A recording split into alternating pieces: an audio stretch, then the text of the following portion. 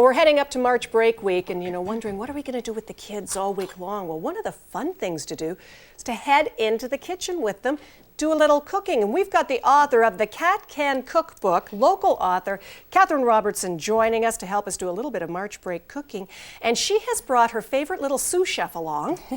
This is her daughter, Gwyneth. Hi, Gwyneth. Say hi. Jay's waving at you over there. You better wave back. There you go. And we're going to do a little bit of cooking for March break in the kitchen. And I know I went onto your website, Catherine, which is great, by the way. Thank you. And I noticed on there a little banner that talks about these famous banana muffins. They're very that you famous, have. yes. Most kids love them too. And they go down really well. And I have two really fussy eaters. And my son will literally sit and eat 4 at a go, or more if he's allowed to. Yeah, they go down really well. They're really moist.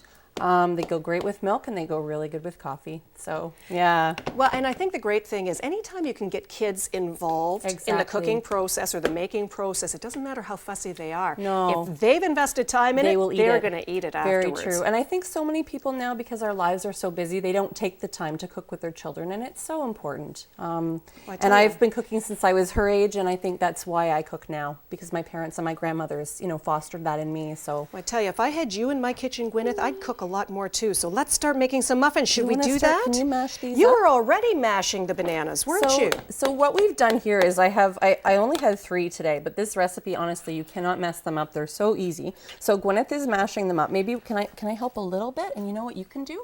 We're going to add some.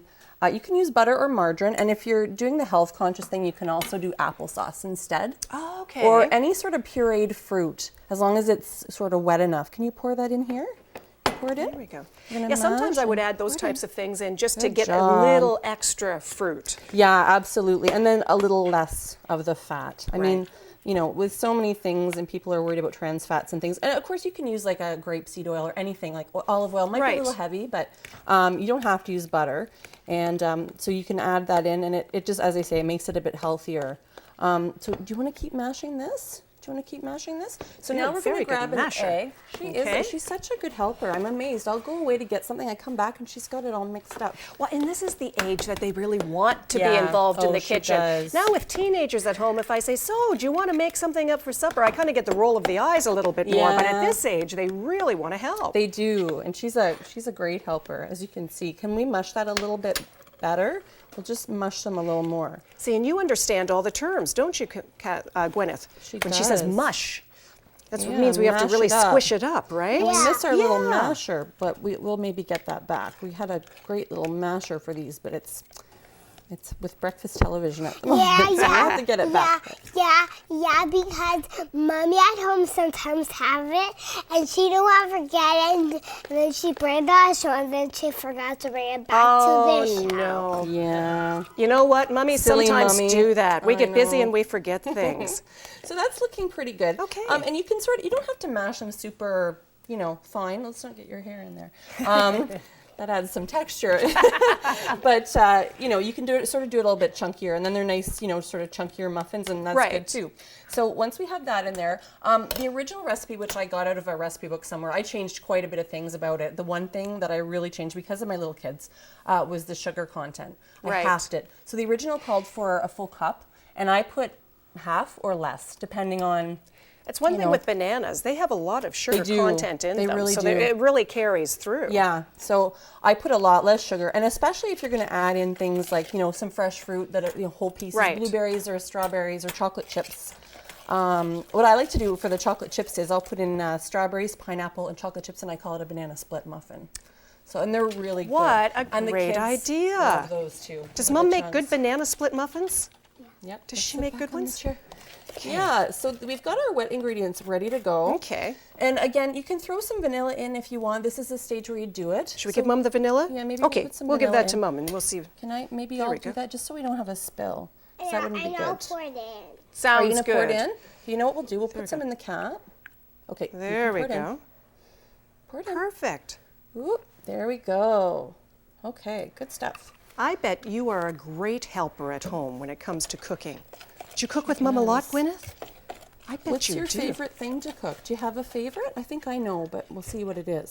Chocolate cookies. I thought maybe. Chocolate chip cookies. Yeah, those are pretty good. Okay. Now the banana muffins are really smelling good too. Yeah, they are, and they are really, and they're even better the next day. Like if you don't eat them right away, which is hard. They last the not next to day? do, but Really? yeah, absolutely, and they freeze really well too. And the same thing with your bananas. If your bananas are like yellow, you don't want to use them for baking. You want them to be nice and dark. Right. So you can even take them if they're starting to go sort of darker. Just put them in the freezer. Get them out when you need them. Let them thaw, and then mush them right up, and they mush really Perfect. easily after they've been So I've frozen. got a couple minutes left. Yeah. Okay. So now we need to put some flour. So if you could just pass that. This over is the to me. flour? Yeah. Here That's we our go. flour.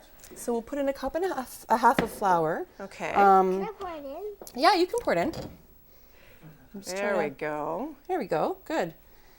And if you want to pass over as well, it's using the baking powder and the baking soda. So Okay. 1 Should we teaspoon pass of this each over of to them? those. There's baking Do powder. you want to help me with these? You like doing this part Baking too. soda. And I think also it teaches them, especially when you get into like the fractions, when they learn, it helps them with math. That's a big thing with my daughters now, being a little bit older. When you double a recipe or you're halving a recipe, and suddenly it becomes a math lesson in itself without it really being all That's about right. the math. Yep, put it in. Yeah, that's right, exactly, because it's fun math, right? So it doesn't.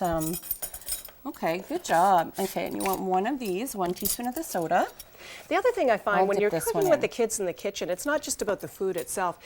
It becomes, there's something about a kitchen that's where the conversations all spark. Absolutely, it's the heart You of the start home. talking about it, and I remember with my mom, Saturday morning was always baking day around the farm, and you just start naturally talking about everything that happened through the week. It was almost like our absolutely. catch-up time then. Yeah, absolutely, and that's how it should be. And again, as I was saying earlier, people don't take the time to connect and do that sort of thing with their kids, and again with teenagers too. They get older, they don't talk as much. I think it's a great thing to connect. Sort of break that ice Get again. that, yeah. Okay, we've got about a minute left. Now we should remind you the website as well, catcancook.com. You can go on there. It's a terrific blog on there where people write to you, and you've got all kinds of cooking advice, and what you don't know, you find out from them as well. Absolutely, yeah. The big stock versus what was it? Stock. That's the one versus- I was looking at. Yeah, the other day. Yeah, it's quite interesting. Well, you know what we're going to do? Let's finish stirring I'm these going up. to let your little sous chef Gwyneth here keep mixing up the muffins, okay? You keep stirring. And you know what we're going to do, Gwyneth? Later in the show, we're going to get you to help us make your famous chocolate chip cookies. How would that be? Sound good? I think that sounds awesome, and we'll all do a little cooking with our kids during March break next week. So you Great stick around, idea. we'll do a little more do. baking in the kitchen, and we'll be back with more daytime in a moment. Stay with us. Good.